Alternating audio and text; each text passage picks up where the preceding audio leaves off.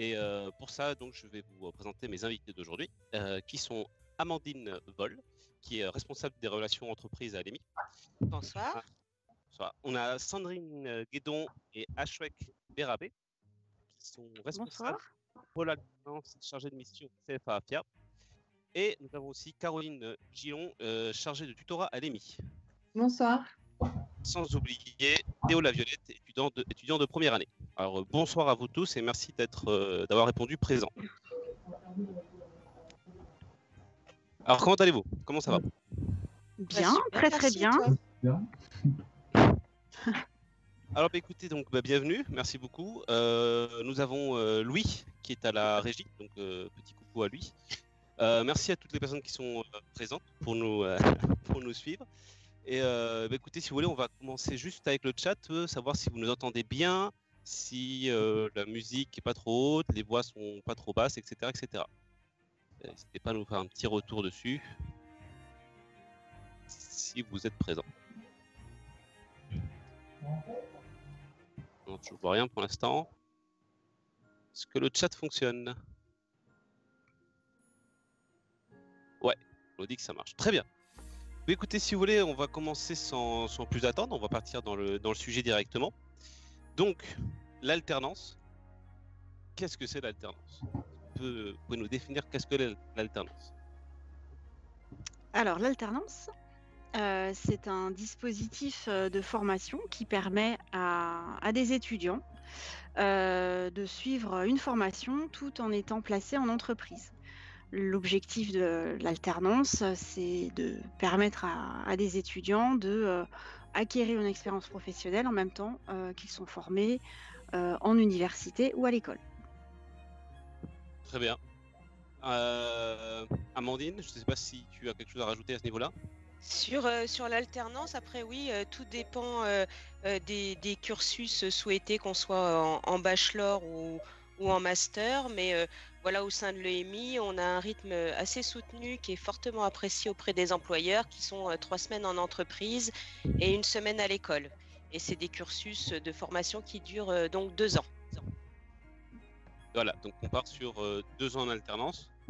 Donc en fait, à l'EMI, on a effectivement les personnes qui commencent en initio, enfin les premières années initio qui continuent en 2e et 3e année initio, mais d'autres personnes qui, après leur première année, choisissent donc une voie, ça peut être e-business, design, marketing, ça dépend de chacun, mais qui vont partir en alternance dans différentes entreprises pendant qu'elles continuent à étudier. Je ne sais pas s'il y a des gens qui sont extérieurs à l'EMI, qui sont peut-être encore au lycée et qui sont en train de préparer bientôt leur bac et qui n'ont peut-être pas encore toutes les connaissances. Est-ce qu'on peut faire une différence claire entre une alternance et un stage? Quelles sont les différences entre les deux? Tout à fait. Au sein de l'EMI en particulier, les étudiants ont le choix, dans le cadre de leur préparation au diplôme de bachelor, de préparer leur diplôme soit en initiale ou soit en alternance. Dans notre école, on a grosso modo les 3 grands métiers du web, qui sont le développement, le design et le marketing. En première année, ils appréhendent les 3 corps de métier: le développement web, le web design et le web développement. En seconde année, soit ils font le choix de l'alternance et pour le coup, ils se spécialisent dans un des domaines. Donc soit ça deviennent des pros du dev, du design ou du market, ou soit ils font le choix de faire leurs études en initiale. Et là, pour le coup, ils deviennent des pros du dev, du design, du market et ils ont un stage à l'appui.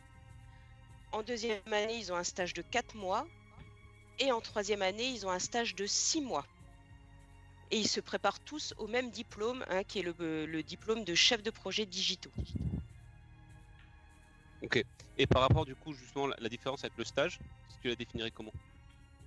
Donc, en initiale, ils ont un stage de 4 ou 6 mois dans le domaine qu'ils souhaitent, pourvoué toujours au même titre. Et l'alternance, c'est un rythme vraiment 3 semaines en entreprise et 1 semaine à l'école pendant 2 ans. La particularité aussi de l'alternance, de l'apprentissage, c'est que la formation, elle est prise en charge par l'entreprise, enfin en tout cas par l'intermédiaire de sa branche professionnelle. Donc la voie de l'initiale, effectivement, c'est des étudiants qui restent dans un cursus, on va dire, payant, avec un stage de 6 mois, je crois, en fin de troisième année. Par contre, l'alternance, donc l'étudiant qui fait le choix de se spécialiser et de faire cette spécialisation en apprentissage, lui n'a aucun frais de scolarité à débourser puisque sa formation est prise en charge. Il va entrer en alternance et démarrer tout de suite en entreprise après sa rentrée à l'école. Il va faire sa rentrée. En général, il a 2 semaines de cours pour démarrer. Et ensuite, il part en alternance pour 3 semaines et il revient une semaine à l'école. Voilà, en alternance comme ça. Effectivement, comme disait Amandine, à l'EMI, c'est un rythme d'alternance qui est très très intéressant et précieux, puisque avoir un étudiant pendant 3 semaines consécutives, ça permet de travailler et de bien approfondir les projets. Ensuite, ils partent une semaine à l'école, ils sont de manière un peu intensive pendant une semaine, mais au moins il n'y a pas de cassure comme d'autres écoles ou d'autres universités où ils partent 2 jours à l'école, 3 jours en entreprise. Et en C'est général, vrai que les employeurs, ils apprécient bien notre rythme. Tout à fait. et je voulais demander, les étudiants, ils s'adaptent facilement aussi à ce rythme-là? Alors, les étudiants, ça dépend, ça dépend des étudiants et des personnalités des uns des autres. L'avantage, c'est d'arriver en entreprise dans un bain, on va dire, quasi absolu, hein. C'est-à-dire qu'on arrive, on a l'intégration, on a le temps pour s'intégrer. C'est-à-dire qu'on a le temps de prendre ses marques, on a le temps de prendre en main les projets, les sujets. Voilà, après, moi, je trouve que c'est un moyen vraiment génial de pouvoir s'intégrer rapidement et facilement. Il n'y a pas de cassure. Voilà, je pars 2 jours en entreprise, je reviens à l'école, voilà, j'ai pas réussi à avancer dans mes projets, j'ai pas tout fini. Voilà, après que les étudiants s'adaptent plus ou moins bien, voilà, je vous dis, c'est en fonction peut-être des personnalités des uns des autres, mais je pense que c'est un bon moyen, en tout cas en termes d'intégration, pour prendre le temps et du coup de réussir à poursuivre dans des bonnes conditions. Caroline, tu voulais peut-être rajouter quelque chose? Oui, moi je voulais justement ajouter un point sur les étudiants parce que je suis en contact direct avec eux et c'est un rythme qu'ils apprécient beaucoup parce que dans l'entreprise, ça leur permet de bien suivre les projets en fait, de façon continue. Parce que c'est vrai que sur un rythme plus soutenu où ils sont moins longtemps dans l'entreprise, ça leur permet pas de suivre de la même façon les projets avec l'équipe. Donc les étudiants, oui, apprécient ce rythme. Voilà. Parce qu'en fait, il y a des projets, et du coup, en fait, si tu travailles que 2 jours dessus, tu reviens, le projet il est avancé, t'es perdu. Voilà, alors que là, c'est dur d'être. Ouais. avoir la responsabilité d'un projet, c'est pas le rythme favorise ça en fait. Donc c'est plutôt avantageux. Et en parlant d'avantages, pour vous, quels seraient les avantages principaux, après on va peut-être rentrer plus en détail, mais les principaux avantages de partir justement en alternance? Comme je le disais, l'avantage, c'est d'acquérir une expérience professionnelle assez tôt, puisque nos étudiants qui partent en apprentissage dès la 2e année, ils ont 19-20 ans. Ils se retrouvent confrontés au mode du travail et de manière assez rapide. Voilà, ils n'attendent pas 5 ans d'études avant de se confronter au mode du travail. Et c'est vrai que pour le coup, acquérir une expérience professionnelle en même temps qu'on se forme à l'école, c'est quelque chose qui est extrêmement positif parce qu'on a à la fois la partie académique avec les cours, mais on a aussi la partie pratique à côté, puisque pardon, le principe c'est d'appliquer autant que possible ce qu'on apprend à l'école, l'appliquer en même temps en entreprise. Et aussi, ce qui arrive très fréquemment, c'est que les étudiants apprennent d'autres choses en entreprise, des choses qu'ils n'ont pas forcément voir à l'école. Et voilà, ça fait un complément très intéressant, ce qui fait que effectivement un étudiant qui sort de bachelor avec ce cursus de 2 ans formation et expérience professionnelle, il peut avoir eu une vie professionnelle de 2 ans quasi complète, où il aura vu énormément de choses et il sera, je pense, même employable très très rapidement, quoi. À la sortie de son diplôme, il aura déjà 2 ans d'expérience professionnelle. Exactement, Donc c'est exactement. hyper valorisé dans le monde du travail. On peut plus Caroline, facilement construire sa carrière. je crois que tu voulais ajouter quelque chose aussi. Oui, oui. Alors, donc moi, j'ai le retour des étudiants en direct. Ce qu'ils apprécient, effectivement, c'est d'être dans le concret, donc d'être face à des cas concrets, de mettre en application ce qu'ils apprennent à l'école. Ils apprennent aussi plus vite que sur un enseignement sans alternance, parce qu'ils sont confrontés à davantage de choses. Et puis surtout, il y a une très bonne connexion entre l'école et l'entreprise. Et si par exemple, ils se retrouvent avec des compétences qui ne sont pas encore acquises et qu'on leur demande de réaliser des choses avec des compétences qu'ils n'ont pas encore, ils peuvent aussi intervenir auprès de l'école pour que le planning soit modifié, entre guillemets, pour pouvoir justement avancer davantage sur cette matière-là. Et comme le disait Sandrine, effectivement, ils apprennent le savoir-être et comment fonctionne une entreprise. Et ça, c'est beaucoup parce que quand on n'a jamais été dans une entreprise, il n'y a qu'en y étant qu'on peut acquérir ces compétences-là de soft skills, en fait. Bien sûr. Vraiment les avantages de l'alternance. Par rapport à ce que tu parlais, ce qui m'intéresse un petit peu là, dans la relation justement, les retours qu'il peut y avoir entre entreprise et l'école, donc du coup l'EMI, et là je pense que je me dirige un petit peu plus vers Amandine. Comment est-ce que ça marche justement? Quelle est la relation et quels sont les échanges entre les entreprises et l'école avant le stage, parce que avant l'alternance, parce qu'après ce serait plutôt Caroline qui Donc en effet, moi au niveau tout ce qui est lié à l'alternance, je collabore main dans la main avec le CFA AFIA, donc avec Sandrine et Ashwek. Donc moi mon rôle en tant que responsable relations entreprises, donc c'est essayer de coordonner et de chercher toute nouvelle source de partenariat dans ce cadre-là. Donc clairement, comme c'est le CFA qui gère toute la partie, on va dire administrative et financière, donc c'est elle qui centralise. Et moi, j'ai plus un rôle un peu plus dirigiste, si je puis dire, sur les aspects stage, où je m'adresse directement aux étudiants. Dès que j'ai des nouvelles opportunités, je leur transfère de suite. Et c'est eux qui postulent directement aux annonces. Alors après, si je peux compléter ce que dit Amandine, effectivement, on travaille très étroitement avec Amandine et Ashwek. Amandine, en fait, centralise, récupère des offres ou voilà, est sollicitée par les entreprises qui cherchent des alternants. Donc, elle fait ce travail de qualification des offres qu'elle nous après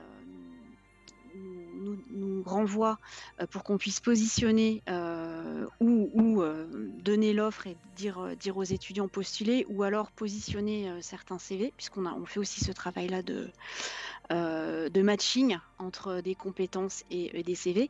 Et de l'autre côté, il y a tout le travail du CFA AFIA qui consiste à de même faire des recherches d'offres, qualifier des offres, les mettre en ligne, puisqu'on travaille avec une plateforme, les mettre en ligne sur cette plateforme.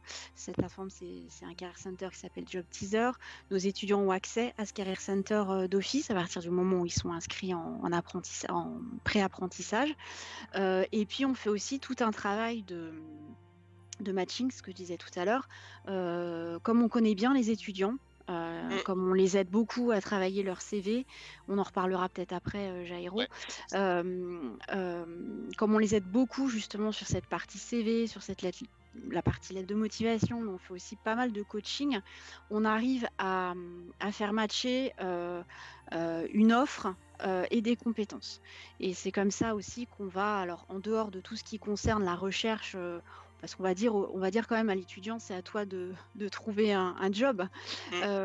Mais donc il y a à côté de toute cette recherche personnelle qu'il va pouvoir faire, nous on va aussi l'aider grâce au réseau développé par Amandine et au réseau et tout le travail des chargés de mission chez nous et de la responsable d'entreprise chez nous, de faire matcher, voilà, récupérer des besoins et proposer des profils. Et aujourd'hui, bonne nouvelle, on est à plus de 97% de de taux de placé. Oui, et dans un contexte quand même assez particulier, hein, puisque la campagne de l'année dernière, 2020, en général, ça commence en mars-avril. Depuis le confinement, on s'est posé beaucoup de questions, nous, écoles et CFA, mais aussi tous les futurs étudiants qui allaient rentrer en deuxième année, enfin tous les futurs apprentis qui allaient démarrer en deuxième année. Je dois dire, c'est une année qui est absolument exceptionnelle, vu le contexte. Oui. Les chiffres sont vraiment remarquables et vraiment on a fait un travail que je salue aussi, que je salue ici parce que on s'est tous donnés à fond Ah oui, on a vraiment pour fait un beau mener travail jusqu'au d'équipe. bout, voilà, que ce soit l'aide au placement, du coaching, on a tout donné et vraiment c'est une très grande réussite cette année et je pense que ça va continuer comme ça. Voilà. Les Justement, compteurs c'est sont pas ça. encore terminés. Je voulais en parler un Exactement. petit peu des chiffres. Si vous pouvez déjà, justement, même si c'est pas encore fini, donner quelques chiffres, enfin faire un petit résumé de ça marche pas l'alternance à l'EMI. Qu'est-ce qu'on répond à ça? Alors, qu'est-ce qu'on répond? On répond que quand on a commencé l'apprentissage à l'EMI, quand le partenariat a été mis en place par mon collègue Sylvain, que je salue, qui doit être connecté. Quand Sylvain a démarré, c'était une promotion de 30 personnes. Donc quand je suis arrivée, j'ai pris son relais. On a préparé la rentrée suivante et on était à 210. Donc on est passé de 30 à 210 apprentis qu'on a réussi à placer. Et puis pour cette année, on est, tu me diras Amandine si je me trompe pas, on est sur 293, 14. Oui, je crois que c'est ça. Voilà. Il en reste 6 encore à placer. On a encore 6 personnes à placer. On est, comme Amandine disait, 97% de l'effectif placé en apprentissage. Voilà, ces chiffres-là, c'est une grande réussite, beaucoup d'investissement de tout le monde et surtout, on va dire, une réponse à des besoins en entreprise. Alors c'est vrai qu'on a une image de l'apprentissage qui est plutôt professionnelle, mais professionnelle type boulanger, BTP, mécanique. Il faut savoir que l'apprentissage, ça s'ouvre sur plein de domaines et que pour ce qui concerne le numérique et le digital, ça répond à des besoins. Oui. Et des offres, il y en a beaucoup. Voilà. Et les entreprises, justement, qu'est-ce qu'elles recherchent lorsqu'elles vont prendre un alternant à l'EMI? Elles entendent quoi exactement de cette personne? Déjà, toute entreprise peut avoir des besoins sur le digital et le numérique. Enfin, aujourd'hui, tout tourne autour de ça. La vie d'entreprise, tout tourne à partir du moment où on veut avoir une vitrine, où on veut faire des choses. Ce qu'elle recherche, c'est des étudiants qui sont en capacité, même à tout petit niveau ou à toute petite échelle, déjà de faire un site web, de faire du contenu pour ce site web, voilà, de faire du développement, ce qu'on appelle du code, de designer, de faire des logos, voilà. Et puis il y a aussi toute la partie, on va dire, plus marketing, où ils vont demander à ce qu'il y ait une animation sur les réseaux sociaux, voilà, créer un compte Instagram, animer un compte Facebook, enfin ce genre de choses, et faire beaucoup de ce qu'on appelle de référencement, voilà, de choses comme d'améliorer ça. leur référencement sur le net. Voilà. Et Voilà, c'est vrai beaucoup que de chefferie projet aussi, il y a pas Oui. mal de demandes, de chefs Oui, de oui, tout projet à fait. junior pour coordonner justement et commencer à piloter des développeurs ou des designers. Et c'est vrai que la première année en initiale, en fait, à l'EMI, est très formatrice parce que chaque étudiant qui arrive en première année, il est formé sur 3 spécialisations. Donc le développement, le design et le marketing digital. Donc il arrive en deuxième année, on lui demande de faire un choix de spécialisation. Mais il a quand même un socle, une base où il aura vernis. quand même touché un petit peu à tout. Ce que disait Amandine aussi, c'est que le titre qui est préparé, c'est un bachelor chef de projet digitaux. Qu'est-ce qu'on demande aux chefs de projet dans ces cas-là? C'est d'avoir une vision globale sur la gestion d'un projet digital.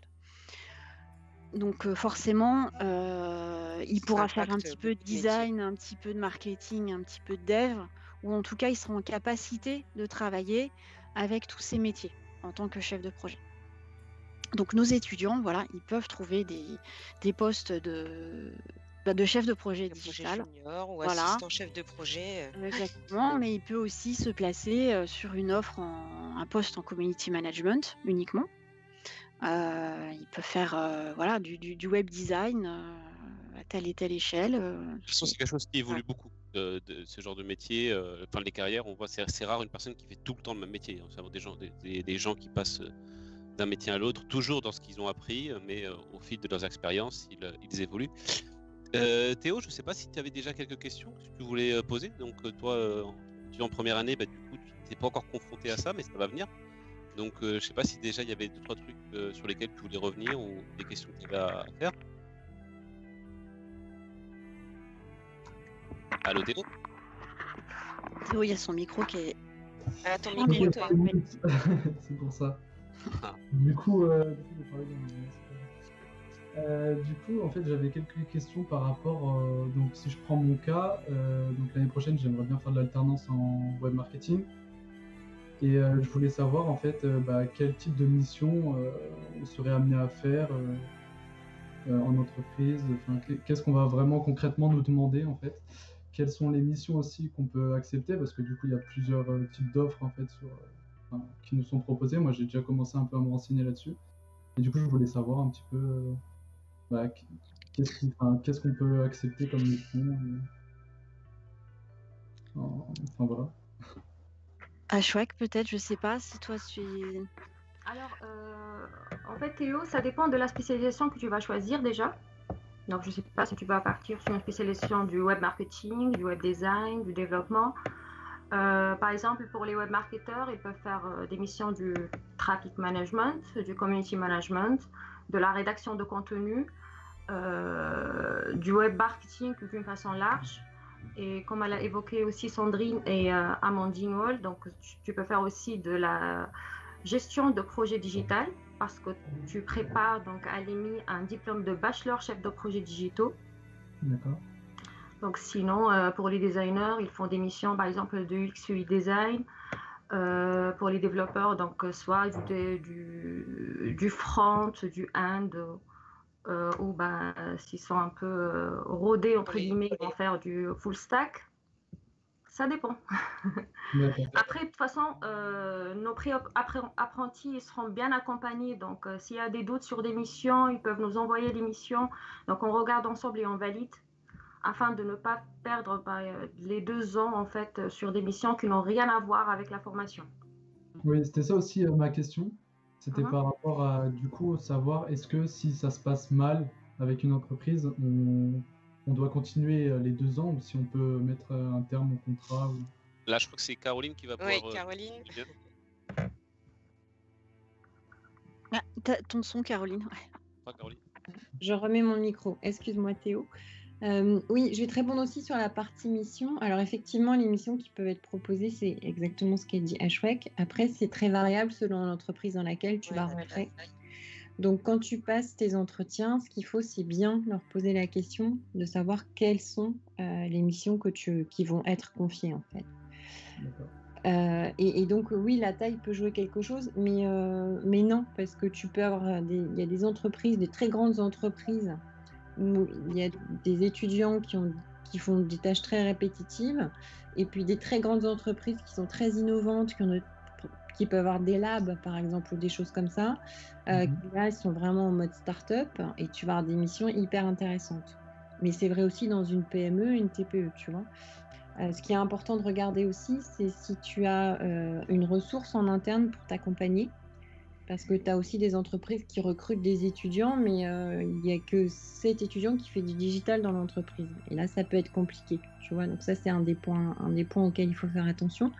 Mais sur les missions, c'est quelque chose à valider, en fait, lors de tes entretiens et leur demander quelles seront tes missions, en fait. Et sur le deuxième point, comment ça se passe au quotidien? Donc justement, moi en tant que chargée tutorat, mon rôle c'est de vous accompagner, étudiants et maîtres d'apprentissage, durant les 2 ans d'alternance pour détecter d'éventuelles difficultés. Donc avant d'envisager la rupture, il y a heureusement des solutions intermédiaires de médiation. Donc c'est soit le premier niveau, c'est déjà de nous alerter sur la situation. Après, on peut faire nous un point avec l'employeur pour savoir ce qui se passe, avoir une médiation qui, la plupart du temps, permet de remettre les choses en place, puisque chacun prend des engagements ou justement on repriorise les missions. Et effectivement, après, si ça devient insupportable, là, on peut envisager une rupture. Et là, c'est Sandrine du CFA qui prend le relais. Mais dans 97% des cas, ça se passe bien. Personnellement, ça me va bien que tu en parles, Caroline, parce que je sais que tu as un impératif, tu vas nous quitter dans pas longtemps. Je veux juste en parler donc, par rapport à toi, à ton profil et à ce que tu fais exactement. Est-ce que tu peux nous en parler un petit peu plus? Donc, mon profil, moi, je viens comme beaucoup d'intervenants de l'EMI, j'ai une vie professionnelle avant et en parallèle. Donc, je connais bien les entreprises. J'étais directrice du développement dans les métiers de la communication corporate. Donc, je connais très bien les entreprises et les RH. Et mon rôle au quotidien, donc j'ai plusieurs missions tout au long de l'année. Il y a une première mission qui est de prendre contact avec tous les étudiants en alternance pour justement faire un point sur le déroulement de leur alternance. Donc ça se fait à partir entre octobre et décembre, on va dire. Ça peut même glisser jusqu'à janvier, février. Donc là, l'idée, c'est d'identifier s'il y a des difficultés, parce que s'il y a des difficultés, en général, ça se manifeste assez rapidement, et de mettre en place les mesures si c'est nécessaire, ou de laisser l'étudiant vivre sa vie, mais au moins qu'il ait identifié et qu'il sache à qui s'adresser s'il a besoin de conseils et d'informations. Après, je l'oriente vers l'EMI ou le CFA et vers l'interlocuteur qui sera le bon interlocuteur si je ne peux pas lui répondre. Ensuite, il y a un deuxième temps important dans le suivi que je fais, qui est ce qui s'appelle la visite entreprise, mais qui se fait en visio donc depuis 2 ans. Donc ça, c'est des étapes de suivi qui sont en parallèle du suivi du CFA. Je pense que Sandrine ou Ashwek en parleront un peu plus tard. Donc la visite entreprise, l'objectif, c'est de faire justement un bilan avec le maître d'apprentissage, l'étudiant et l'école, donc que je représente sur ce sujet-là. Pour faire un bilan de l'année, savoir comment ça se passe. Donc il y a un déroulé, des éléments qu'on doit relever. Et l'idée, c'est d'avoir un échange informel entre l'école, l'entreprise et l'étudiant. Et après, mon rôle, c'est de relire les rapports d'alternance aussi et de faire une partie des soutenances de jury. Voilà, mais je suis vraiment l'interlocuteur dédié aux étudiants en cas de difficulté ou de conseil. Donc voilà, donc en fait, dès qu'un étudiant qui est en alternance se trouve face à une situation dans laquelle il ou elle n'est pas forcément commode, c'est vers toi qu'il faut qu'il se retourne. Ouais, donc c'est soit une situation dans l'entreprise, ça peut être aussi une situation personnelle de difficulté.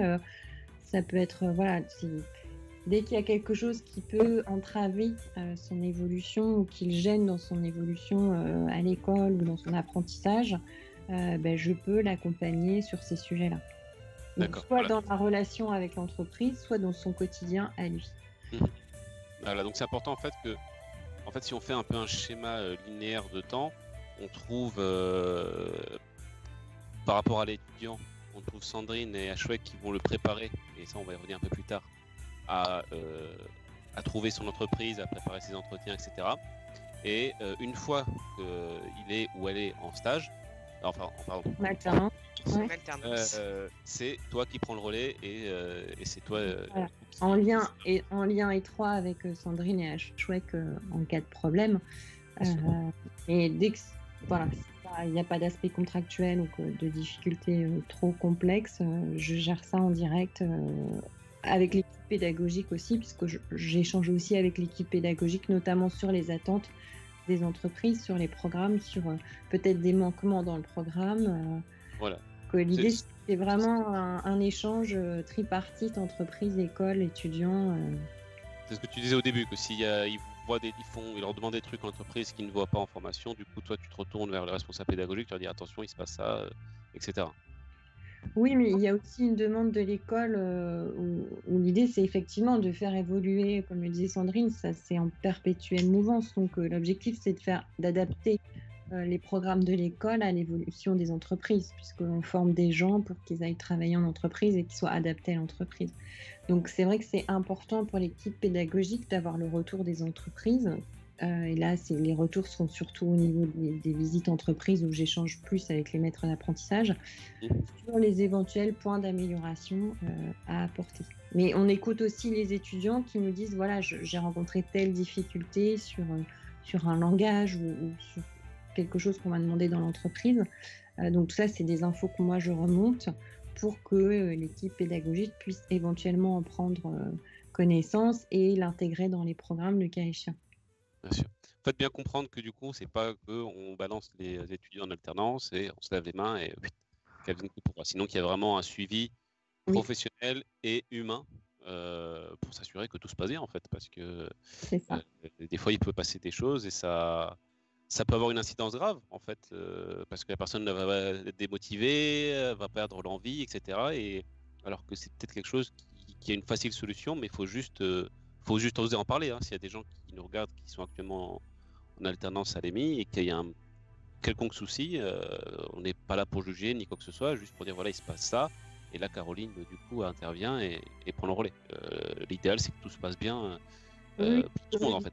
Tout à l'heure, donc, je veux dire, à 97 à 98% des cas, ça se passe bien. C'est marginal quand ça se passe bien.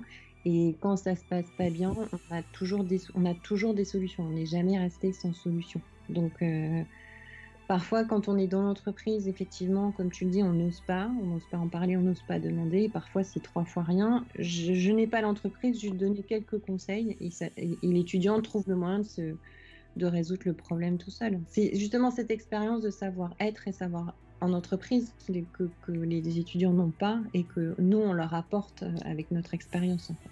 Voilà. On n'est pas forcément du côté toujours des alternants ou des entreprises, on ne va pas prendre un parti spécialement. Chaque cas est analysé de façon individuelle pour trouver la meilleure solution. Et voilà, des fois, c'est peut-être des bêtises, hein. C'est juste un truc, c'est juste une communication qui ne s'est pas faite à un moment et c'est tout. Hein. C'est souvent ça. C'est souvent ça. Je vais dans le sens, je vais dans le sens de ce que dit Caroline pour insister vraiment sur le fait que la plupart du temps, on se rend compte qu'il y a, c'est plutôt des non-dits, des choses qui n'ont pas été dites, mais y compris même du côté de l'entreprise, hein, puisque moi je suis souvent en relation avec des entreprises qui elles aussi me contactent parce qu'elles ont des difficultés à gérer, parce qu'il y a aussi une entreprise peut avoir des difficultés à gérer aussi, hein, certains étudiants. On se rend compte que bien souvent, il suffit qu'on intervienne, que ce soit Caroline ou moi, pour leur dire, écoutez, parlez-vous, vous avez sans doute des choses à vous dire, et on débloque des situations comme ça. Voilà, il faut absolument pas se dire que parce que ça fait 3 semaines que ça va pas durer toute la vie comme ça. Hein. Il faut vraiment parler et on arrive à trouver des leviers et des solutions. Et si effectivement c'est trop compliqué pour l'étudiant d'en parler en direct ou si ça fonctionne pas, là justement j'interviens et on fait un entretien à 3. Et là, c'est un rôle de médiation où je mets les gens sur le terrain pour qu'ils se parlent. Et en général, ça débloque tout et ça fonctionne bien comme ça, quoi. Et en plus, on se parle tous. C'est-à-dire qu'en fait, moi, je suis pas forcément au courant de certaines situations. Caroline, il y a des étudiants qui vont aller plus spontanément vers elle plutôt que vers moi. On se parle tout le temps. On réfléchit tout le temps aux solutions qu'on peut apporter. Et puis, il y a un suivi, comme elle disait, tout au long des 2 ans, avec des rendez-vous inscrits dans un calendrier où on se note que de telle période à telle période, on fait des points. Et en dehors de ces points, on va dire, obligatoires de suivi, il y a effectivement tout le travail de petits points qui sont faits comme ça, de manière un peu informelle, de petits coups de fil passés, j'ai un peu le blues, ça va pas. On fait aussi beaucoup de j'allais pas dire de suivi psychologique, mais on est souvent la personne à qui on parle plus volontiers que même à ses amis ou ses parents sur certains points. Voilà, moi j'ai en tête des étudiants qui m'ont déjà appelé en me disant ça va pas du tout, je me sens tout seul en ce moment avec le confinement, c'est compliqué, qu'est-ce que je peux faire? Il suffit de discuter 5-10 minutes avec pour que le moral reparte. Donc il faut vraiment savoir que à l'EMI, il y a vraiment une équipe qui est vraiment totalement dédiée à ça, et on est à la fois côté étudiant mais aussi côté entreprise, parce que on peut avoir aussi affaire à des entreprises qui sont un peu dans le désarroi de pas savoir comment gérer un étudiant ou pas savoir pas bien s'y prendre. Parfois, il y a des entreprises qui comprennent pas trop pourquoi l'étudiant il n'est pas forcément au niveau attendu. Donc il y a aussi beaucoup de discussions autour de tout ça. Rappeler aux entreprises qu'elles ont embauché un apprenti et pas un freelance, et pas quelqu'un qu'elles pourraient embaucher en CDD ou en CDI, que c'est pas quelqu'un qui bosse en agence. Éviter les Donc abus, en fait. bah voilà, il y a tout ça aussi, parce que et là c'est aussi tout un problème de communication, de compréhension. Donc on a aussi ce rôle-là de dire aux entreprises attendez là, vous pouvez pas lui demander de tout savoir et de tout faire, il est en apprentissage, je veux dire, ça porte bien son nom, il apprend. Et grâce à vous, il apprend. C'est-à-dire qu'il apprend grâce à l'école, mais il apprend aussi grâce à l'entreprise. Donc voilà, c'est tous ces rôles-là qu'on joue tous ensemble en coordination. Et un étudiant n'est jamais laissé tout seul. Hein. Donc faut pas hésiter. Une toute dernière précision, l'équipe pédagogique aussi est un point d'entrée. Oui, tout à fait. Ouais, c'est ce que j'allais dire, oui, c'est souvent source. On échange beaucoup avec eux, et quand ils sentent qu'il y a un étudiant qui est en difficulté, ils nous le signalent. Et on prend le relais. Voilà, donc l'idée c'est d'aller vers, je ne sais pas s'il y a des étudiants de l'EMI qui sont là, mais aller vers la personne avec laquelle vous vous sentez la plus à l'aise pour exprimer ce que vous avez exprimé. Et après, comme le disait Sandrine, on se parle tous, on échange des informations, donc après on avisera pour vous accompagner au mieux. Voilà, c'est ça. Caroline, je sais que tu as un impératif quand tu as besoin de partir. Je m'en vais. Ouais, Merci. un souci. Si vous voulez, on va répondre à quelques questions dans le chat. On a une première question qui nous demande à quel poste peut-on prétendre en tant qu'alternant en 4e et 5e année? Alors, ça dépend de la spécialisation choisie. Parce que donc, quand on parle de 4e et 5e année, on parle de Master 1 et Master 2. À l'EMI, quand vous rentrez en 4e année, vous rentrez forcément en apprentissage. Enfin en alternance, et on vous demande de faire un choix. Hein. Vous avez 4 masters à disposition à l'EMI, un master CIO, un master CDO qui sera plus axé design, CTO pour le développement et CMO pour tout ce qui est data management. Je reviens sur le premier que j'ai cité qui est le CIO. Le master CIO, en fait,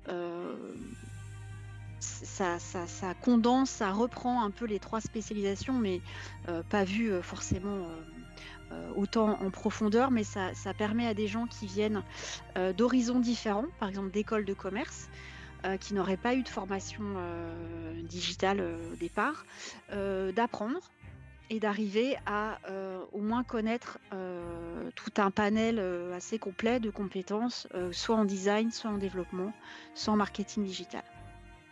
Voilà, donc en fait, les missions, quand on arrive en master, eh bien, elles sont les mêmes que ces spécialisations-là. Donc vous allez vous spécialiser plus sur du data management, soit du design, donc des product owners, ce genre de choses. Donc vous êtes par contre sur des missions, on va dire, un peu plus capées. Plus valeur ajoutée. Voilà, c'est que vous êtes plutôt sur des missions là vraiment en termes de gestion de projet qui seraient un peu plus complètes. Voilà, et sur des missions qui sont un peu plus, qui demandent un peu plus de compétences, quoi. Je sais pas si j'ai bien répondu. Je pense que oui. Je vais passer à l'autre question qui nous est Oui. faite. C'est, et là je pense que Théo, ça peut t'intéresser toi. À quel moment il faut commencer sa recherche d'entreprise? Comment est-ce qu'on organise un petit peu le planning de tout ça, de quand est-ce que je me mets à travailler, à chercher, voilà. Comment on se lance dans le bain? Alors, on se lance le plus tôt possible, c'est-à-dire maintenant. Donc là, on passe Euh, pour les premières années, c'est ça? Alors, Ouais, des mois de les mars, premières avril, années, oui, nous, on considère, nous, en tant que CFA, que ce qu'on appelle les campagnes de recrutement démarrent dès le mois de mars. Si vous êtes un peu curieux, que vous allez sur LinkedIn notamment, vous allez voir que les grosses entreprises commencent leur campagne de recrutement d'alternants. Elles ont voté les budgets pour, donc elles lancent les campagnes. Ça démarre en mars, mais effectivement, on a encore des entreprises qui nous contactent aujourd'hui pour des recrutements maintenant. Mais voilà, le gros de la campagne d'alternance, ça démarre maintenant.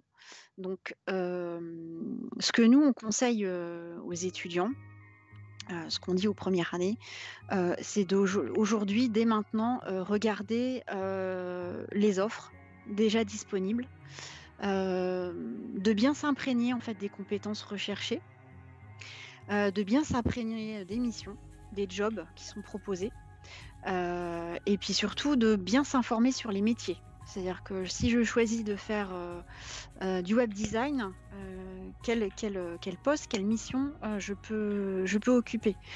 Il y a tout ce petit travail préparatoire à faire avant de se lancer dans une recherche vraiment très très active, mais il faut la commencer maintenant. Parce que en fait, tout le monde s'y met maintenant, donc il faut savoir que quand on commence à chercher, on va pas trouver tout de suite, hein. Quelqu'un qui s'y met en mars ou avril sera peut-être placé seulement en septembre, mais voilà, au moins il y a tout ce travail et plus l'étudiant va répondre à des offres, plus il va s'intéresser au contenu de ces offres, plus il va finir par avoir des entretiens, plus ça va se déclencher à l'été ou en septembre. En fait, il faut vraiment comprendre qu'il y a une partie, genre même si vous êtes là, et on va revenir tout de suite sur comment vous aider l'étudiant, il faut qu'il y ait quelque chose, il faut qu'il y mette du sien en fait. il y a un gros travail personnel, oui, c'est une évidence. Ce qu'on disait, c'est que c'est pas nous qui allons nous placer. Nous, on va tout faire pour aider l'étudiant. C'est-à-dire que nous, on va tout faire pour qu'il ait le meilleur CV possible, qu'il ait la meilleure lettre de motivation possible, qu'il gère au mieux, qu'il sache vraiment bien utiliser LinkedIn. Enfin voilà, on va lui donner la boîte à outils. Mais c'est pas nous qui allons faire les travaux, quoi. Donc, s'il passe un entretien, Ashwek va pouvoir lui faire une simulation d'entretien, c'est-à-dire qu'elle va lui dire donne-moi l'offre à laquelle tu as répondu, et elle va jouer le rôle du recruteur et va lui poser les questions clés, les questions qui reviennent le plus souvent, et elle va pouvoir le préparer en fait. Vraiment le coacher pour ça. Du coup, est-ce qu'on peut directement passer sur justement les ateliers que font le CFA au sein de l'EMI? Oui. Vas-y, Ashwek, du coup. Donc pour vous dire, afin de mieux accompagner nos pré-apprentis dans leur recherche d'alternance, on organise plusieurs ateliers collectifs. Donc ils portent sur différentes thématiques telles que des ateliers dédiés au CV et la lettre de motivation, un atelier qui est dédié à LinkedIn, car on estime aujourd'hui que LinkedIn est un réseau professionnel très puissant. Ça devient une obligation d'exploiter cet outil pour ces recherches d'alternance. On anime aussi des ateliers sur les outils de recherche d'alternance, des ateliers de préparation d'entretien d'embauche. Ce qu'on fait aussi, c'est des points individuels, donc d'une façon régulière avec les étudiants pour assurer leur suivi. Et on fait aussi, comme elle a dit Sandrine, des simulations d'entretien pour les étudiants. On fait parfois, on aime bien faire ça avec Ashwek. On aime bien faire des petits jeux de rôle. Oui. Pour mettre l'étudiant en situation d'être aussi un recruteur. Et c'est assez rigolo à faire. En général, les étudiants aiment bien ça parce que c'est aussi intéressant de se mettre à la place de l'entreprise qui nous recrute. Mm. Et on se rend compte qu'en fait, ils se prennent vite au jeu et les voir évoluer à deux, une fois l'un le recruteur, l'autre le recruté, ça permet de voir des choses aussi quand on est du côté du recruteur. Ah mais tiens, non, t'aurais pas dû dire ça, t'aurais dû dire ça plus tôt. Enfin voilà, ça permet aussi des connexions entre les étudiants. On essaye de faire en sorte qu'il y ait aussi un peu de solidarité entre eux. Et puis voilà, on va vraiment beaucoup travailler sur comment dire, la confiance en soi. En fait, c'est comme une répétition de théâtre. C'est exactement ça. C'est exactement ça. Parce qu'en général, un entretien de recrutement, ça répond à certaines règles qui sont souvent les mêmes, même si vous n'avez pas le même interlocuteur. Et ça aussi, on va préparer les étudiants en fonction de l'interlocuteur. Vous comportez pas pareil devant un DRH, un RH, qui est là vraiment pour vérifier que vous rentrez bien dans les cases. Quand quelqu'un lui dit ah bah tiens j'ai besoin de ça, telle compétence, tel profil, le RH lui il connaît pas le métier, hein, donc il va chercher à voir si vous rentrez bien dans toutes les cases avant de passer le bébé, si je puis dire, au technicien. Voilà, l'opérationnel. Donc on va essayer de préparer l'étudiant à ce genre de choses, même à répondre. Ce qui se fait beaucoup en ce moment, c'est le pré-entretien au téléphone. Oui. Ça se fait beaucoup. C'est-à-dire que l'entreprise, elle va, tiens, ce CV me plaît, allez, je l'appelle. Et ça va être 5 minutes où en fait, l'entreprise, elle va déjà se faire une première opinion. En fait, et ça, on va essayer. Même pas seulement en alternance, hein, ça on le retrouve même. Ah oui, non mais ah oui, tout à fait. Enfin, trouver une alternance, c'est comme chercher du boulot. Hein. Enfin, c'est exactement la même chose. Ouais. Donc, il faut vraiment se mettre dans cette posture-là. Et donc, on va aider l'étudiant aussi à se préparer à ça. Comme on va l'aider à faire un petit mail de remerciement après avoir passé un entretien. Tout ça. Il y a vraiment plein d'outils, plein de petites astuces, plein de petits trucs qui font qu'on peut sortir du lot. Parce que forcément, quand on répond à une offre, on n'est pas tout seul à répondre à cette offre. Hein. On peut être 100, on peut être 50, on peut être 100, 200, 300. Mais à la fin, c'est comme dans Koh-Lanta, hein, il va en rester qu'un. C'est moins violent, fort heureusement. Mais voilà, il faut sortir du lot. Donc nous, on va dire aux jeunes, c'est à toi d'avoir le meilleur CV. Et c'est pas forcément parce que c'est un CV qui est plus en termes de compétences et d'expérience professionnelle. Hein. C'est un CV qui est... Excuse-moi, au niveau du CV, comment est-ce que... Je sais qu'il y a toute une partie spéciale sur ça, donc est-ce qu'on peut approfondir un peu plus sur l'importance que ça a et comment on prépare nos étudiants par rapport à ça? Alors, c'est sa vitrine, hein, oui, alors c'est vrai qu'on dit souvent que c'est un peu la carte d'identité, il faut qu'il y ait tout dedans, qu'on sache tout de l'étudiant en une page, avec des mots, avec des mots-clés. Mais je crois que si tu veux intervenir là-dessus, on dit souvent que les mots-clés, c'est... Enfin voilà, il y a des choses qu'on doit trouver dans les CV. Si tu veux continuer, Ashwak. En fait, comme elle a dit Sandrine, donc le CV, c'est la carte d'identité de l'étudiant. Donc auprès des recruteurs, les recruteurs, ils ne connaissent pas l'étudiant. Donc quand ils postulent, c'est son CV qui va le démarquer par rapport aux autres. Donc il faut bien travailler son CV d'une façon que le recruteur, dès qu'il regarde le CV, il a déjà une idée sur le profil. Donc sur les compétences, sur le poste visé par l'étudiant, sur ses précédentes expériences. Donc, et surtout l'erreur à ne pas faire, c'est il faut éviter donc de mettre trop d'informations sur le CV. Donc des informations qui n'ont rien à voir avec le poste et qui ne rapportent rien au recruteur. Donc ça, c'est une faute assez récurrente qu'on trouve de la part des étudiants, dans le sens où ils se disent on n'a pas trop d'expérience, donc ils cherchent surtout à remplir le CV, tout à fait, avec des informations superflues qui ne sont pas inutiles. Là, il faut se mettre à la place du recruteur qui va voir je ne sais pas combien de CV et qui se dit je vais tout lire. Et du coup, ouais, faut savoir impacter. Je sais pas, Théo, si toi tu hésites pas, hein, n'importe quelle question Ouais, sur le sujet, lâche-toi. oui. Par exemple aussi, la lettre de motivation, est-ce que c'est intéressant de la mettre avec le CV ou en fonction des entreprises juste pour un CV. C'est mieux. La lettre de motivation, c'est un peu le sésame en plus. Si tu as un CV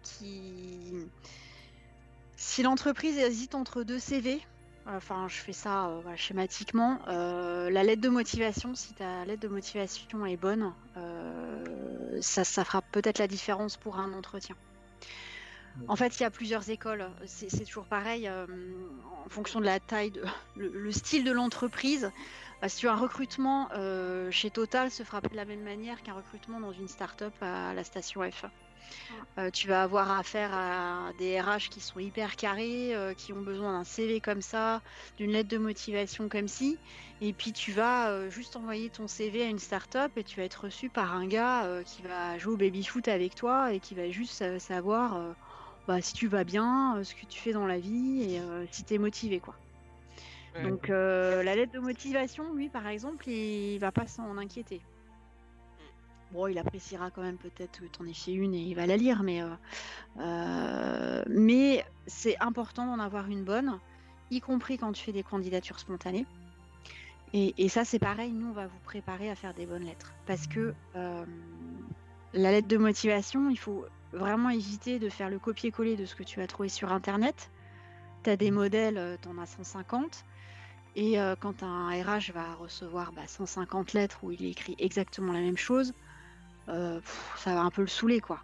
Donc par contre, si toi, ta lettre de motivation, elle sort un peu du lot, si ta lettre de motivation montre que tu t'es donné la peine de te renseigner un peu sur l'entreprise, tu t'es donné la peine de bien comprendre les attendus de l'annonce, de l'offre, et que tu t'es donné la peine de te projeter aussi dans un futur avec l'entreprise, ça fera peut-être la différence. Donc c'est un exercice, il n'y a pas besoin d'en faire 100, t'en fais une bonne, et après tu vas l'adapter en fonction de ton interlocuteur. D'accord. Ouais, ça, c'est assez important. Elle permet de faire la différence, de la personnaliser et vraiment de prouver ta motivation qu'on ne voit pas apparaître dans un CV. C'est pourquoi tu postules chez eux. Exactement. Et alors j'en profite pour faire vraiment mettre un point vraiment. Il y a quelque chose de très important, que ce soit dans vos CV ou lettres de motivation, c'est l'orthographe. Par pitié, pas de faute d'orthographe. Amandine et Ashwek, elles pourront témoigner sur le sujet. On en a un, il s'est jamais placé parce qu'il n'a jamais voulu corriger la seule faute d'orthographe qu'il y avait dans son CV et qui a sauté aux yeux de toutes les entreprises. Oui. Son profil, il est bien, mais il y a une faute d'orthographe. Donc non, lui, c'est pas la peine. Donc, ça, c'est la question que je voulais vous poser, justement, c'est quoi les erreurs à éviter? Parce que de la même façon qu'on dit que faire une lettre de motive, on va dire random, c'est une erreur, je pense qu'il faut aussi pas non plus partir d'un truc trop bizarre. Et à part, donc, évidemment, l'orthographe, quelles sont les autres erreurs à éviter, mais pas seulement dans la lettre de motivation, sinon en général? Tu veux dire dans le CV, dans les CV, dans les entretiens Quand on présente une entreprise. Alors, les erreurs à éviter. Alors, je pense que l'erreur fondamentale à ne pas faire, c'est d'arriver en entretien sans l'avoir préparé. T'arrives pas les mains dans les poches, sans avoir potassé un minimum d'infos sur l'entreprise qui te reçoit, sans avoir potassé, bien connaître l'offre, bien connaître les compétences qui sont attendues. Parce que l'idée de l'entretien, c'est aussi d'amorcer un dialogue et de montrer à quel point tu es hyper motivé par le poste, mais à quel point l'entreprise te plaît aussi et pourquoi elle te plaît. Ça va te permettre en fait de pouvoir échanger, dialoguer, parler, rebondir sur ce que va te dire l'entreprise et ne pas te trouver idiot devant la question. Bon, et alors du coup, qu'est-ce que tu sais de ma boîte? Je peux me permettre, mais en gros, à chaque fois, au minima, tu rentres sur la web et sur les réseaux de l'entreprise, quoi. Bah oui. Et au moins, après, dans l'entretien, tu dis j'ai vu ça sur le web. Et au moins, la personne en face dit, bon, Au moins connaître leur métier, il quoi. a pris le temps d'aller voir. Au moins, il s'est Et intéressé, il peut même avoir pris le temps d'avoir vu qu'est-ce qui n'allait pas sur sur le site web, par exemple. Oui. ce genre de Non. choses. Mais ça, c'est un travail qu'il faut faire dès qu'on répond à une offre. Même dans ta lettre de motivation, il faut que tu montres que tu connais l'entreprise et il faut que tu montres que tu connais bien le poste recherché. Un étudiant qui n'a pas préparé son entretien, c'est 5 minutes d'entretien et jamais on le rappelle. Ah, ça, de toute façon, les gens, ils le sentent tout de suite.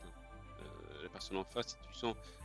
Dans le pire des cas, que la personne soit nerveuse, c'est pas grave, ça peut se comprendre. Ça c'est vrai. La timidité, c'est pas un frein. Enfin, en soi, c'est pas un frein. Ça vous met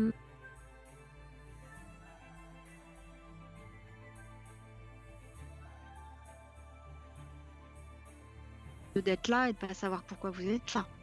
Ouais, voilà. En fait, faut pas, et encore plus dans la recherche de stage, je pense qu'il faut vraiment pas partir en mode je vais chercher un stage pour avoir un stage. Si de la base, dans ta lettre de motivation, tu sais pas quoi mettre, peut-être qu'il y a une question à se poser. Peut-être que là, c'est peut-être pas l'entreprise Ouais, que je veux, ouais. en fait. Et c'est pareil, beaucoup d'étudiants font l'erreur de ne pas connaître leur école. Parce que certes, vous cherchez un contrat d'apprentissage, certes, vous êtes là pour un job, mais à la question, c'est quoi ton école, je la connais pas, il y en a certains, ils sont incapables de dire quoi que ce soit. C'est quoi le diplôme que tu prépares? Qu'est-ce que tu vas apprendre? Tout ça, faut être prêt à répondre à ces questions. Parce que si moi je te passe un entretien avec toi et que je te dis oh, moi l'EMI ça me dit rien, je sais pas ce que c'est quoi comme école? Et que tu es là à me dire c'est une école du digital, ok, d'accord, mais ça me donne pas d'infos. Et qu'est-ce que tu vas faire? Qu'est-ce que qu'est-ce que tu apprends? Et ton diplôme, ça veut dire quoi, chef de projet digitaux? Vous faites quoi en fait? Si tu sais pas répondre, tu fais assez mauvaise impression. Parce que la personne en face, elle n'est pas spécialement spécialiste dans les métiers du web et tout ça. Exactement. Donc, c'est pour ça qu'il faut vraiment s'adapter à tout type d'interlocuteur. Savoir parler de soi, de l'école, de l'entreprise. Et puis, la matière. Et puis quand je dis souvent renseignez-vous sur les métiers, renseignez-vous sur les compétences, c'est pareil, si vous avez affaire à un professionnel qui commence à vous parler un peu technique, si vous faites des yeux globuleux en mode je sais pas de quoi il me parle, enfin voilà, essayez d'arriver quand même à mon entretien en sachant ce que c'est que du référencement si vous postulez pour du référencement, quoi. Je grossis le trait, mais c'est volontairement, mais c'est ça. Perso, je dirais aussi qu'il faut être honnête. Ça sert à rien de se survendre, de dire ouais ça je connais, parce qu'en fait à la fin, si tu connais pas, ça va se voir et ça te retombe dessus. Et ça se voit très vite. Ouais. Vaut mieux être honnête, dire non, je connais pas ça, j'ai pas encore appris. Mais c'est en cours d'apprentissage. Mais je suis motivé et où je vais l'apprendre. Voilà. C'est pour ça que c'est important de connaître aussi son programme. Son programme, oui. Ah oui, ça non, ça je l'ai pas encore vu. Mais dans 6 mois, je l'aurais vu, je pourrais déjà, je saurais faire. Après, je pense qu'il y a aussi ça compte, hein, mais il y a aussi de la présence au niveau de la tenue, de la façon de s'habiller, de la façon de parler. Je pense que c'est des choses qu'il faut prendre en compte aussi. Alors, ouais.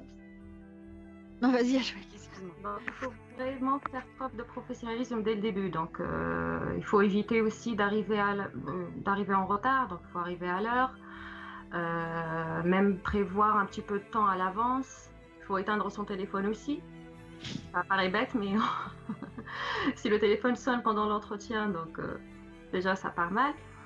Il faut être souriant, donc, parce que c'est toujours agréable d'avoir une personne en face qui soit souriante. Il faut être aussi attentif à son interlocuteur, donc il ne faut pas couper la parole.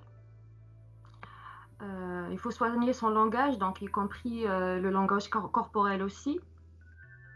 Donc il y a avoir une posture assez professionnelle. Ce que je conseille aux étudiants aussi, c'est que il ne faut pas qu'ils oublient de se munir d'un carnet et d'un petit stylo. Car souvent, les recruteurs demandent à la fin de l'entretien de leur faire un compte rendu de l'entretien. Et si on ne note pas, donc forcément, on va oublier. Ouais. Ça peut être un intérêt aussi, en fait. Ouais. Ouais, Donc, ça suscite voilà. l'intérêt de l'interlocuteur. Ouais, ça, c'est une Exactement. évidence. Il faut préparer aussi des questions donc, à Bah poser oui. sur l'entretien. Donc, ne pas poser des questions sur, surtout, ne pas poser des questions sur les avantages en nature. Ouais, c'est quoi mes horaires? Exactement. Donc, les questions vraiment doivent porter sur le poste, sur l'entreprise, sur les projets de l'entreprise. Projet, Ouais. Ouais. s'intéresser à l'autre. Ouais. Pas de mâcher de chewing-gum. Ouais. Alors, bah, après, il y a des choses qui sont du domaine du sensé et du. Enfin voilà, c'est effectivement. Mais si je te le dis, c'est pas. J'ai une Ouais, raison non, de mais bien. je sais. Ça Je arrive. sais. Et alors surtout, même d'un point de vue vestimentaire, on s'adapte aussi à son interlocuteur. Vous n'allez pas aller passer un entretien dans une banque habillé comme vous allez passer un entretien dans une start-up. Ouais. Voilà, ça va jusque-là, ça peut aller jusque-là, donc il faut faire attention. Faut faire attention à tout ça. Après, des choses à ne pas faire dans le CV, dans la lettre de motivation, on approfondira tout ça, hein, parce qu'effectivement, ce qu'il faut savoir, c'est qu'un CV, il se lit en diagonale et c'est hyper vite, hein. Donc on dit toujours aux étudiants, vous mettez les infos principales en haut. C'est la première chose qu'on va regarder. Même si j'ouvre sur mon PC un CV, je vois le haut. Il faut que j'ai toutes les informations là. Vous mettez pas vos coordonnées tout en bas. Vous mettez pas tout en bas que vous cherchez un contrat d'apprentissage. Ce genre de choses. Enfin, c'est plein de petites bidouilles, hein, des petits trucs comme ça qui sont importants.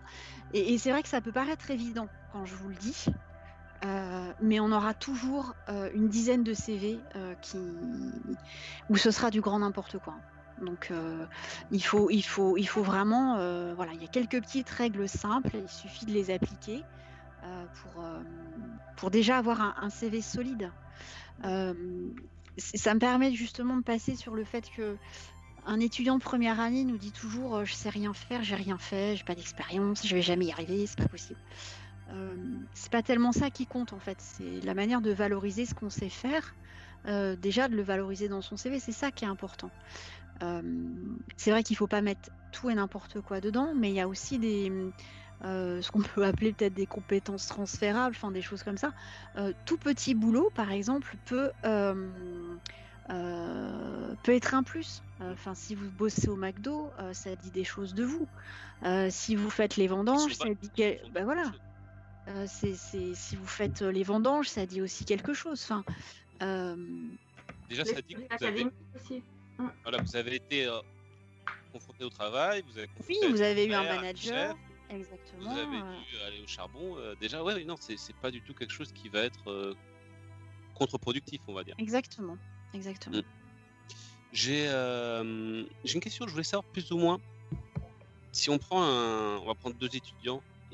Vous imaginez qui viennent. Il y en a un qui vient vous voir, qui assiste à vos. Je suis extrêmement fatigué. Je suis désolé. Non, vas-y. À vos ateliers, etc. Et l'autre qui va pas venir. Non, sincèrement, si on parle sur pourcentage, on va mettre qu'ils ont un niveau équivalent. Quels sont leurs pourcentages de chances de trouver une alternance? Ça va dépendre de la personne en fait, parce qu'il y a des gens qui vont pouvoir effectivement se débrouiller tout seuls parce que ils ont tout de suite compris comment ça fonctionnait, ils ont tout de suite fait un bon CV, ils savent s'y prendre, peut-être même qu'ils sont un peu aidés par les gens qui s'y connaissent bien. Voilà, après je dirais que quelqu'un qui se donne la peine de faire ce qu'on lui demande, enfin au moins, en tout cas, de nous permettre de vérifier qu'il fait bien les choses, a plus de chance. Déjà parce que nous, on va bien le connaître, donc on va pouvoir l'aiguiller plus. Voilà, ça nous est arrivé avec Ashwek de se dire ah non, elle c'est bon, on la drive pas trop, on voit qu'elle assure. Elle a passé des entretiens, elle en a son 10e, on pense que c'est bon, ça va passer. Quelqu'un qu'on n'aura pas vu, dont on ne sait rien du tout, on va attendre quoi. Enfin, et on va se dire il se place pas. Alors il va avoir un problème que vous le saurez jamais quoi. Voilà, c'est ça. Et ça nous est arrivé, on a eu un cas cette année d'un développeur qui a été ce qu'on appelle un peu un étudiant fantôme au tout début. Et puis un jour, je sais pas ce qui s'est passé, il a dû se dire tiens, mes copains ils sont placés, c'est la rentrée, je suis voilà.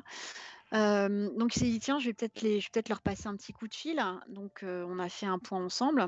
Et puis sur son CV, il y avait pas grand-chose, quoi. Et en fait, à force de discuter avec ce garçon, on a appris qu'en fait, il avait développé un site e-commerce avec un pote pour vendre je ne sais plus quoi. Et moi, je lui dis mais pourquoi c'est pas sur ton CV? Pas de réponse. Je dis vas-y, mets-le sur ton CV et puis on verra bien. Et 10 jours après, il a eu un entretien et 10 jours après, il était recruté. Voilà. Alors, je dis pas que j'ai trouvé quel était forcément son point faible, mais tu l'as voilà, aidé. il a été Ça aidé. pas se valoriser. Il a été aidé parce que pour lui, faire un truc avec un copain pour vendre, je sais plus ce que c'était, mais c'est quelque chose qui lui paraissait peut-être insignifiant, ça, c'est une compétence intéressante. Je vais répondre à une question du chat, si vous voulez bien. Oui. Qui nous demande par rapport, alors quelle est la durée d'un contrat d'apprentissage et est-ce qu'il est possible de changer d'entreprise en cours de route? Alors ça, on en avait parlé déjà avec Caroline, qu'effectivement c'est possible. S'il y avait un problème, on pouvait se retourner vers elle et voir quelle était la solution. Et c'en était une, c'est effectivement. Et donc, il nous reste la durée d'un contrat d'apprentissage. Alors, à l'EMI, quand vous rentrez en deuxième année, vous signez un contrat de 2 ans. Quand vous rentrez en master, vous signez un contrat de 2 ans. Pourquoi? Parce que votre formation, elle dure 2 ans. Voilà, vous faites une deuxième année et une troisième année pour obtenir votre bachelor, un M1, un M2 pour obtenir votre master. Votre contrat d'apprentissage doit donc couvrir la totalité de la durée de votre formation. C'est très important d'insister là-dessus, Jairo, parce que c'est une information qu'il faut mettre sur son CV. Il faut que l'entreprise sache qu'elle recrute quelqu'un pour 2 ans. Alors évidemment, ça s'entend, hein, c'est 2 ans à partir du moment où vous démarrez votre formation, mais si vous vous placez un peu plus tard, votre contrat il fera pas 2 ans, il en fera moins, il fera quelques mois de moins, mais voilà, le principe c'est que ça aille jusqu'à la date de fin de votre formation. Il n'y aura pas de contrat genre 1 an renouvelable, parce que nous on s'est retrouvés avec des étudiants qui nous disent ah j'ai trouvé une entreprise, c'est pour 1 an renouvelable. Bah non. Et parfois on se retrouve à gérer sur la partie relation entreprise des choses un peu tendues parce que non mais nous on veut le prendre pour 1 an, pas pour 2 ans. Oui mais non, c'est pas possible. Et donc du coup l'étudiant il est passé à côté d'une occasion malheureusement. Donc c'est 2 ans effectivement pour quelqu'un qui rentre en deuxième année. Il y a aussi des recrutements externes directement en troisième année. Donc en dernière année de bachelor, et là forcément, comme il n'y a qu'une année, c'est des contrats de 12 mois. Très bien. Voilà. Théo, je ne sais pas si tu as d'autres questions. Mais pour la question, est-il possible de changer d'entreprise en cours de route? Tu es d'accord avec moi, Sandrine? Non. Sauf ces cas, Alors, on ne le fait pas parce qu'on a envie, quoi. Alors, voilà. c'est pas parce qu'on a envie qu'on rompt un contrat, quand même. C'est pas parce qu'on a envie qu'on rompt un contrat. Pourquoi? Parce que, pour rompre un contrat d'apprentissage, c'est comme pour un CDD, il faut que l'entreprise elle soit d'accord. Ouais. Si vous n'avez pas de ce qu'on appelle de commun accord, c'est-à-dire je veux partir, l'entreprise dit OK, non. L'entreprise peut vous dire non, je veux pas que tu partes, et vous êtes obligé de rester. En fait, je pense qu'il y a une chose qu'il faut bien comprendre, c'est que quand on part en alternance, on est en train de travailler. C'est-à-dire qu'on a des retards qu'il faut justifier. Si on est malade, il faut envoyer un justificatif du médecin. On n'a pas de vacances scolaires, on va dire. Voilà, c'est en ça. vacances à l'école. Non. On n'est plus étudiant. Voilà. On n'est plus étudiant, on est salarié.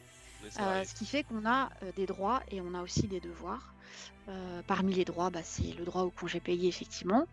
Mais on a des règles du droit du travail à respecter, en fait. Le contrat d'apprentissage, c'est un contrat qui est régi par le Code du travail. Et c'est un CDD. Donc en CDD, on ne peut pas faire de rupture comme ça. On ne peut pas démissionner du jour au lendemain, sauf à indemniser son employeur. Donc je dis pas que c'est pas possible, parce que ça, c'est possible à partir du moment où votre employeur vous dit OK, moi ça me pose pas de souci, tu veux partir, OK. Il faut savoir que comme tout CDD aussi, vous avez une période d'essai. La période d'essai elle est de 45 jours en entreprise. À l'EMI, avec votre rythme d'alternance, ça fait 3 mois. C'est-à-dire que vous allez commencer votre premier jour, vous allez avoir 3 mois de période d'essai.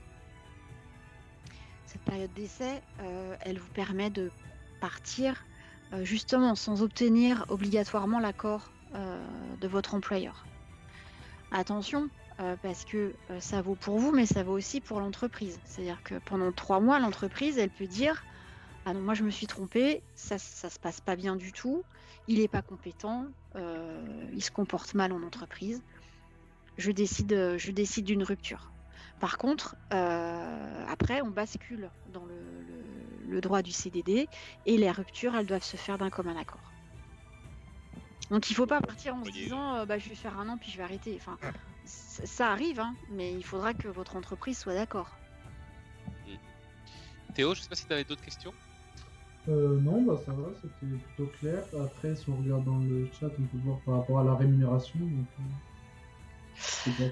alors la rémunération,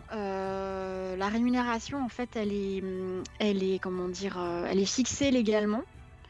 Elle doit correspondre à des taux en fonction du niveau de la formation et des tranches d'âge.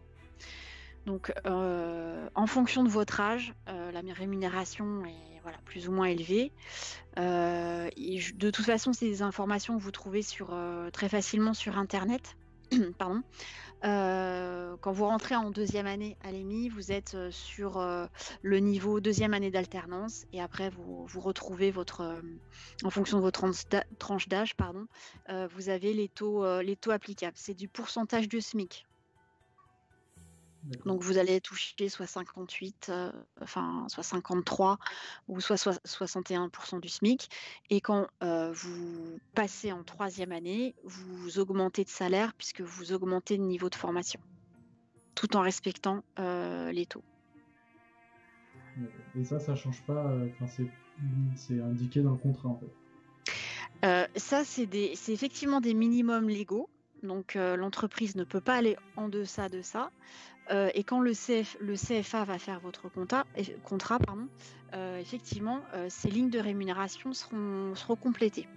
Attention, l'entreprise, elle peut très bien vous payer plus si elle a envie. C'est-à-dire qu'il y a un minimum, il y a un minimum, mais voilà, il n'y a pas le maximum. Donc, il y a des étudiants, effectivement. C'est comme les stages. C'est exactement ça. C'est pour ça que tout le monde ne sera pas logé à la même enseigne dans une même promo. Voilà, je dois dire que c'est très très rare, en tout cas pour des 2e années. C'est plus le cas sur les masters. Il est possible qu'il y ait des différences de salaire juste parce que l'entreprise a décidé de rémunérer plus que les minimums légaux. Ça dépend de l'entreprise. Voilà.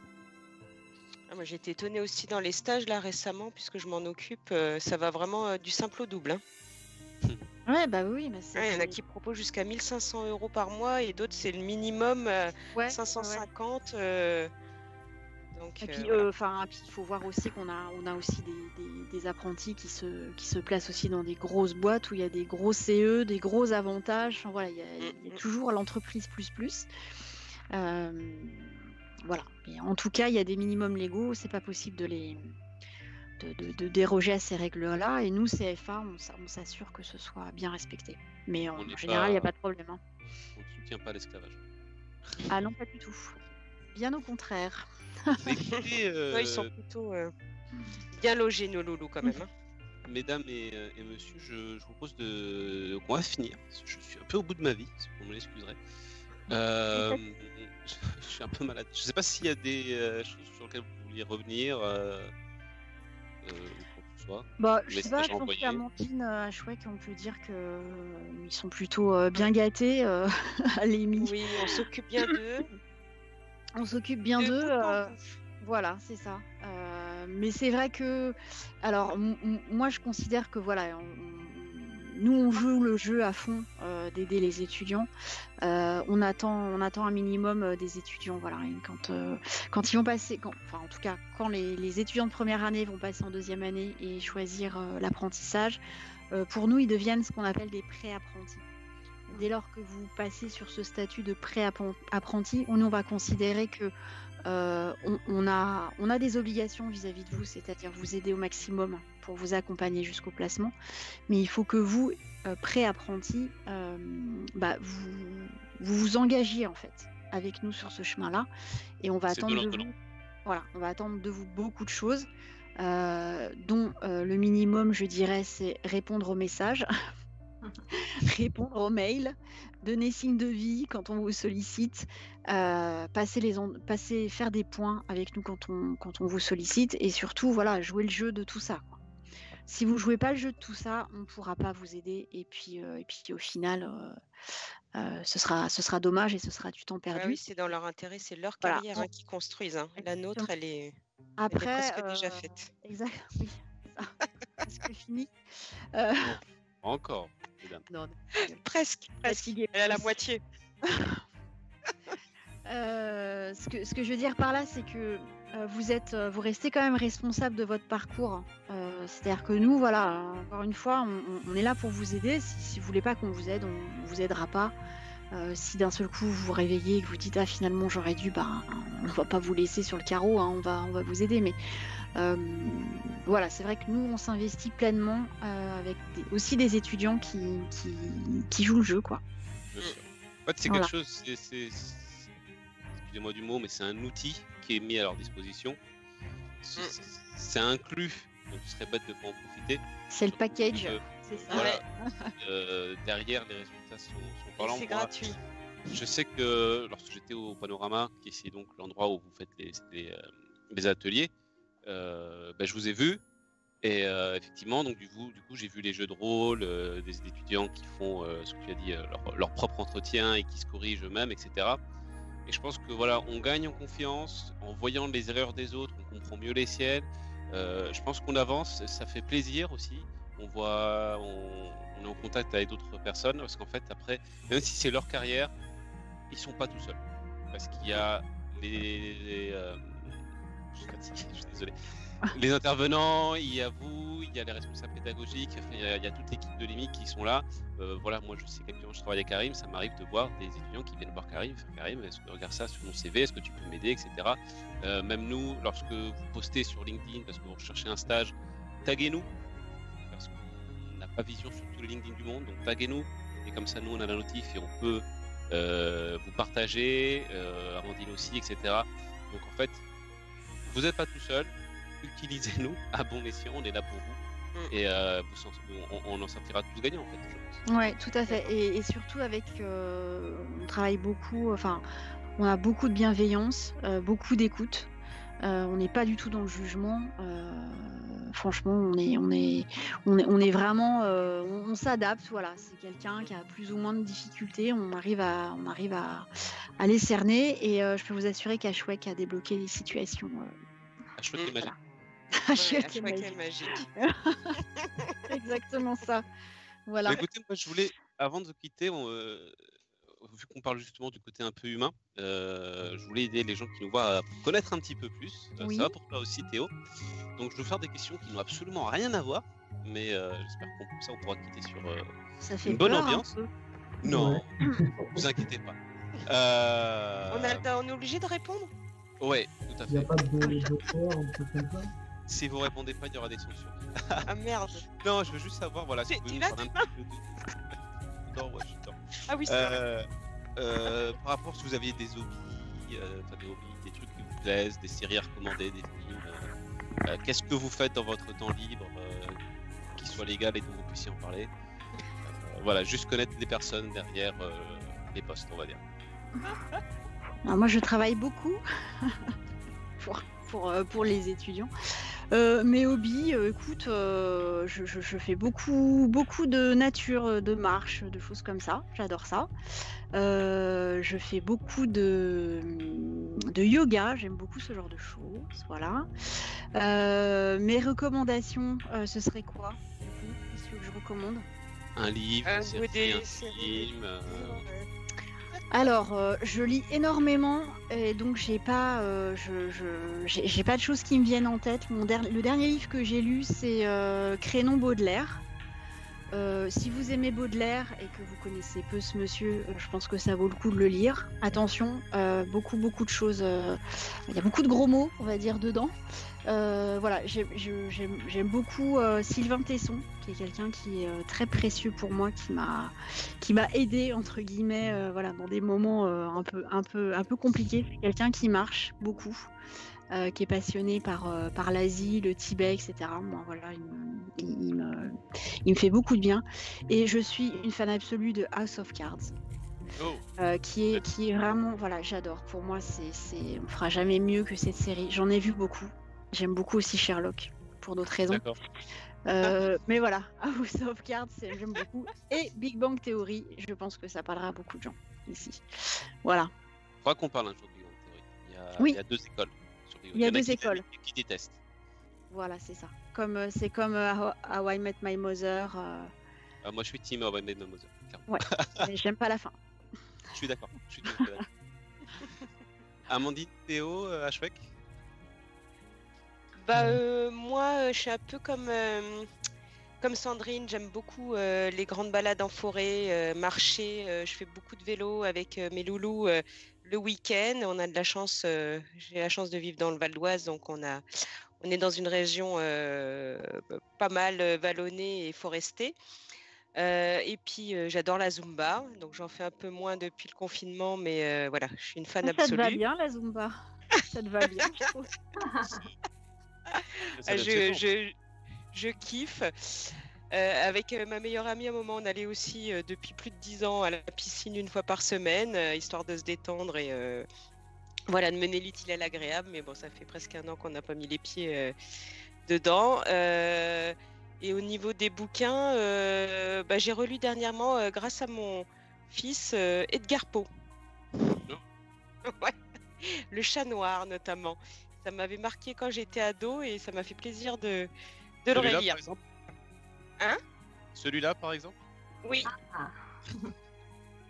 Qui est présent dans toutes les lives. Je crois que elle est encore plus présente que moi dans les lives.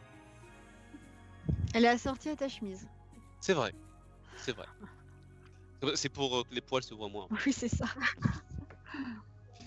Ashwek, Théo, c'est à votre tour. Alors, me concernant, j'aime beaucoup faire des balades en vélo. Sauf qu'on m'a volé mon vélo depuis quelques mois, donc je suis désolée. Oh, les salauds. Sinon, je fais du yoga aussi, donc comme Sandrine. Concernant mes lectures, donc je fais des lectures surtout de développement personnel, donc j'adore ça. Et ça m'aide beaucoup avec mes étudiants. Donc les derniers livres, c'est Miracle Morning de Hallel Rose. Et là, je suis en train de lire un livre très sympathique qui s'appelle Pouvoir illimité de Tony Robbins. Donc, voilà. Théo? Ça aura des choses. Bah moi, je suis pas très Netflix. Le sport avec le confinement, j'ai un peu arrêté. Du coup, les balades en vélo, voilà, j'en fais plus trop. Et donc c'est pas toi qui as volé le vélo d'Ashwek? Non. Ouais, du coup, à côté de ça, je développe un petit peu mon agence. Enfin, là, c'est en création, mais j'essaye de créer des sites web. Où là, dernièrement, je dois rencontrer un monsieur pour créer son logo. Et du coup, voilà, c'est un peu ce que je fais. Tout ça, il faudra que tu le mettes sur ton CV. Ouais. Oui, c'est déjà fait. On valorise toutes les expériences. Avant de vous libérer, je vais vous poser une dernière question. Et je vais vous demander que vous me disiez un plaisir coupable culturel. Quelque chose que vous savez que c'est pas ouf. Ouais, culturel, on va rester dans le Ce serait culturel. peut-être justement pas culturel. Là, sinon, là, ça devient trop privé. Mais je vais donner un exemple. Non, moi, les crêpes au Nutella, c'est pas hyper privé. Hein, comme... Ouais, mais crêpes Nutella, je trouve que c'est pas trop. Je vais donner un exemple. Si arrivé à mon âge, si, crêpes Nutella. Moi, par exemple, je suis un fan des sandwichs aux chips. Alors, j'explique. Tu prends un pain de mie, tu mets des chips, et tu mets un autre pain de mie. Et t'écrases. C'est très important d'écraser. C'est délicieux. Mais c'est connu de très peu de gens. Voilà, ne jugez pas, mais c'est très très bon les sandwichs aux chips. Donc ça peut être un truc comme ça de cuisine, ça peut être, je sais pas, moi aussi par exemple je suis super fan des Spice Girls. Qu'est-ce qu'il y a? J'assume. Donc quel est votre plaisir Improbable. Bah, moi, je dirais, alors dans ces cas-là, si on parle de cuisine, moi, c'est le fromage au petit-déj. Ah ouais, ça c'est dur. Une bonne tarte au maroilles, parce que je viens du Nord. Waouh. Et, et les frites trempées dans le maroilles, c'est encore plus génial. Et sinon, comme... comme montrer du doigt, entre guillemets, que certains qui me comprennent pas, j'adore regarder L'amour est dans le pré. On n'est pas là pour juger. Merci. De toute façon, il n'y a pas. J'assume. Ça fait au moins 10 ans que je regarde. Début. Waouh. Ah ouais, donc fan, quoi. Et vous autres, mesdemoiselles? Là, franchement, j'ai rien qui me vient. J'ai rien qui me vient du tout. Parce que, je sais pas, je vais être. Vous n'avez pas aimé? Hein Une chanson que t'aimes alors que vous n'avez pas aimé? Enfin, que vous n'avez pas aimé. Alors moi, j'ai été dans ma jeunesse très très fan de Madonna. Et je continue d'écouter Madonna. Mais ça va. Mais Ça ouais, mais c'est les vieux Madonna. Mais je pense qu'elle s'en est pas encore rendu compte. Alors, elle n'existe plus pour moi. Elle n'existe plus pour Je moi. crois qu'elle s'est pas rendue compte. Faut la prévenir. Non, après, non, voilà, je n'ai rien d'inavouable me concernant. J'assume tout. Absolument. Chouette. Donc pareillement, Madonna et George Michael, ouais. Ah mais ça c'était... Non mais là c'est du bon là. Et en fait, à Chouette et moi. Aya Nakamura ou un... Ah non. Weshden, un truc comme ça, je sais pas. Weshden. Ouais, Déjà, ça fait pas très longtemps que je sais qui c'est, donc si tu veux. Après, Pas de recette j'adore bizarre trouver non plus. celle-là. Comment? Pas de recette bizarre non plus. Non, on est très. Moi, je suis très ennuyeuse en fait. Je me rends compte. Je considère que mon pire truc, c'est les crêpes Nutella, donc bon, je suis pas. Théo, je compte sur toi pour ne pas me faire sentir comme le seul bizarre de ce soir. Oui. J'ai pas trop d'inspiration là, mais je sais pas du tout que je chante sous la douche. Tu chantes quoi? C'est ça la question. Tu chantes Madonna ou George Michael? Ah non, Ou Weshden. Du Weshden. Non. On va savoir que je chante plus sous la douche. Les Space Girls. Non plus. Vous ne connaissez rien. Bon bah écoutez, je vais vous libérer. Je suis désolé, j'ai pas été vraiment au top. Ça a été un peu... Moi, j'ai ça trouvé fait très bien. Jairo, t'étais très bien. Oui. Vous êtes trop gentil. C'est vous qui êtes très bien, vous êtes adorables, franchement. Et là, je vais être super sincère. Vous êtes top. Je vous connais depuis pas très longtemps, mais j'avais très envie de vous avoir dans cette émission et de pouvoir discuter avec vous. C'est un plaisir toujours, avec Amandine, avec Sandrine, de pouvoir toujours échanger et passer des bons moments. Donc je vous remercie sincèrement et je vous souhaite une très bonne soirée. Merci Théo aussi d'avoir été présent. Oui, Et merci. salut à tout le monde. Merci. Oui, bonne Merci soirée à Théo, tous. et merci à Louis de tout avoir organisé. Merci à Louis. Merci à Louis, à la Et télé. bisous à nos collègues de l'EMI et à vos collègues de la FIA. Et, Bonne et à la soirée à prochaine tous. émission. À Bonne bientôt. soirée, à bientôt. Au revoir. Ouais. Ciao. Au revoir.